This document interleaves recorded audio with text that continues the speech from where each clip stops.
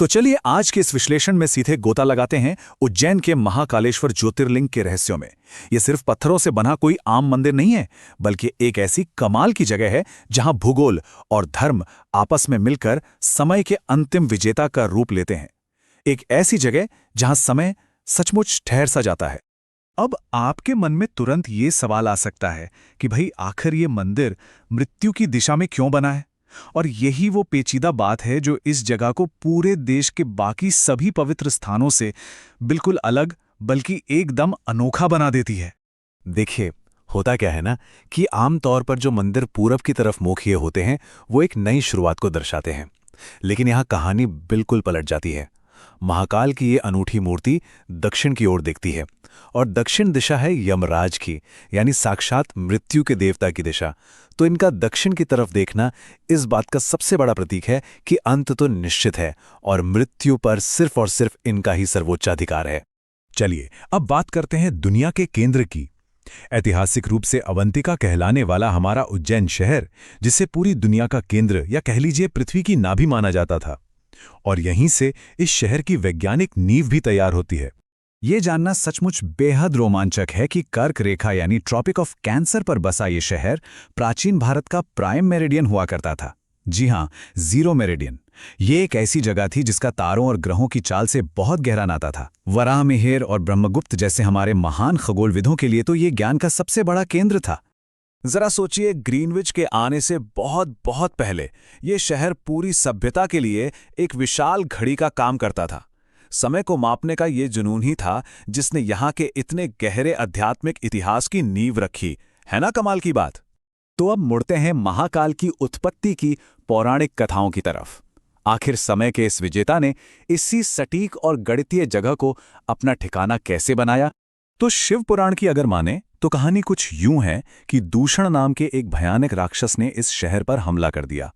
इस दूषण ने कठिन तपस्या करके ब्रह्मा जी से वरदान पा लिया था कि कोई भी आम हथियार, देवता, आग या पानी उसका कुछ नहीं बिगाड़ सकते। लेकिन जब उसने अवंतिका पर कहर बरपाया तो शिव के परम भक्त वेदप्रिया और उनके चारों बेटों ने डरने के बजाय अपना मंत्र जाप जारी रखा, और फिर उन्हें बचाने के लिए धरती ही बीच से फट गई और एक ऐसा दिव्य चमत्कार हुआ जिसने पूरी दुनिया को हिलाकर रख दिया।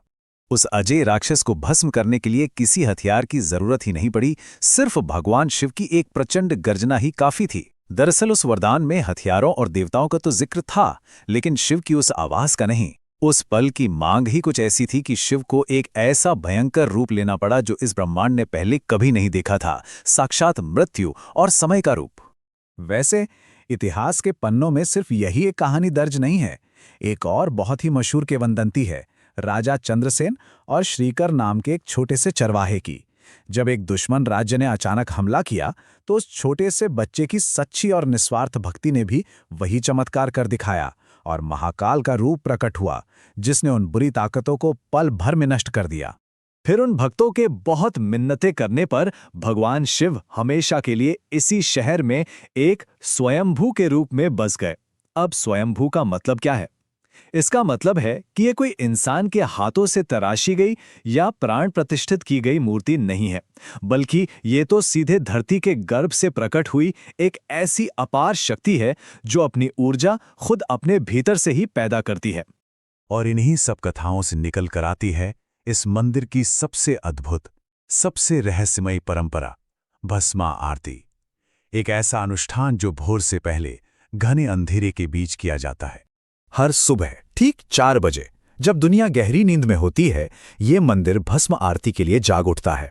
इस रस्म में भगवान को पवित्र भस्म यानी राख से सजाया जाता है। सच बताऊं तो उस वक्त वहां जो ऊर्जा और तीव्रता होती है ना, उसे दुनिया के किसी भी और कोने में महसूस ही नहीं किया जा सकता। ये पूरी रस्म जितनी सुंदर है, इसका अर्थ उतना ही गहरा है।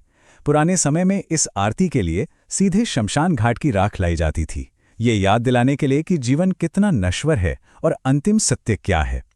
हालांकि आज इसे पवित्र अग्नि और गाय के गोबर से तैयार किया जाता है, लेकिन इसका जो असली और गूढ़ मतलब है वो आज भी बिल्कुल वैसा ही है। तो इस सब का मतलब क्या है?